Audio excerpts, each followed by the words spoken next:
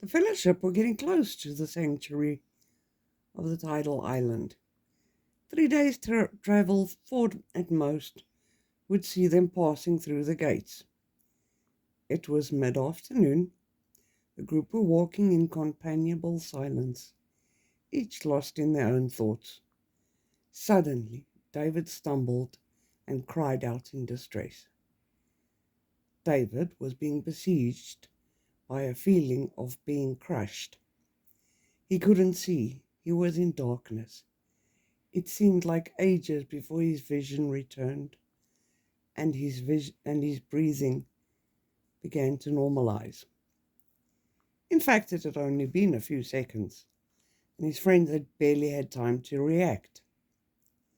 Gasping, David told his friends of his vision. He reached out with resonance and felt a trickle of resonance due north. Bear in mind that David's previous visions had forewarned of ambush and violence.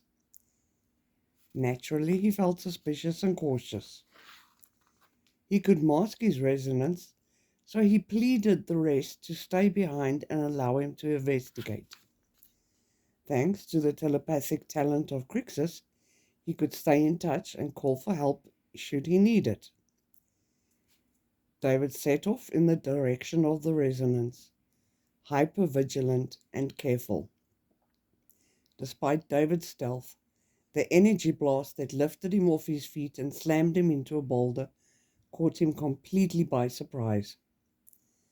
Dazed and winded, also injured, David barely managed to cast a shield spell before the next blast came at him.